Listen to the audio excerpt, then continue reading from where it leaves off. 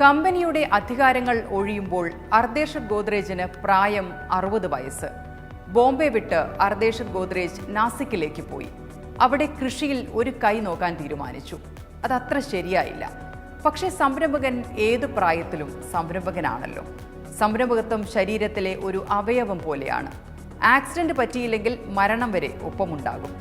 സ്വദേശി പ്രസ്ഥാനം ചൂടുപിടിച്ച സമയം വിദേശ ബ്രാൻഡുകൾ ബഹിഷ്കരിക്കാൻ ഗാന്ധിജി ആഹ്വാനം ചെയ്തു. അറിയാമല്ലോ, രാഷ്ട്രീയ ആഹ്വാനങ്ങൾക്ക് ചിലപ്പോൾ ലോജിക്ക് വേണമെന്നില്ല.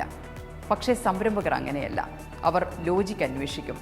വിദേശ ഉൽപ്പന്നങ്ങൾ ബഹിഷ്കരിക്കൂ, സ്വദേശി ഉപയോഗിക്കൂ എന്ന് പറഞ്ഞ ദേശീയ നേതാക്കളോട് അർദേശ് ഗോദ്രേജ് ചോദിച്ചു, എന്തുകൊണ്ടാണ് വിദേശ ഉൽപ്പന്നങ്ങൾ ഇന്ത്യക്കാർ ഉപയോഗിക്കുന്നത്?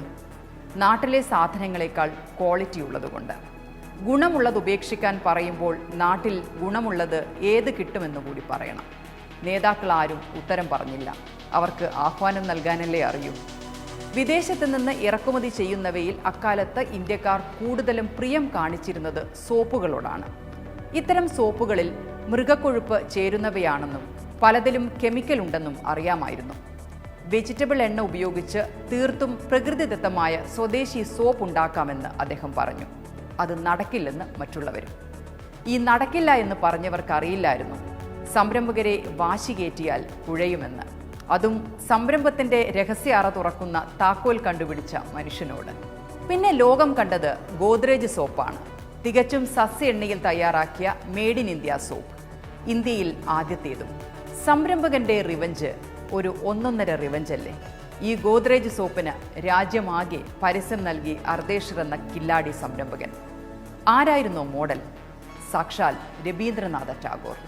അതെ, ടാഗോർ ഒരു സോപ്പ് പരസ്യത്തിന് മോഡലായ അപൂർവ നിമിഷം. തീർന്നില്ല, ആനി ബെസന്റും. മറ്റ് ചേരുവകളിൽ പിന്നീട് വന്ന ഗോദ്രേജിന്റെ സോപ്പുകൾ ഇന്നും ഇന്ത്യയിൽ ഏറ്റവും കൂടുതൽ വിറ്റഴിയുന്ന ജനപ്രിയ ബ്രാൻഡായി. ഗോദ്രേജ് പ്രതിവർഷം വിൽക്കുന്നത് 38 കോടി സോപ്പ് ബാറുകളാണ്. അർദേശ് ഗോദ്രേജ് ഉഴുതുമറിച്ച് അതിൽ വിതച്ച ഗോദ്രേജ് എന്ന സംരംഭം പിന്നാലെ വന്നവർ ഭൂഗോളമാകെ വളർത്തി. 1958 ഇന്ത്യയിലെ ആദ്യത്തെ റെഫ്രിജറേറ്റർ നിർമ്മിച്ച് വിപണിയിലിറക്കി. 1974 രാജ്യത്തെ ആദ്യത്തെ ലിക്വിഡ് ഹെയർ കളർ ഉൽപ്പന്നങ്ങൾ വിപണിയിലെത്തിച്ചു.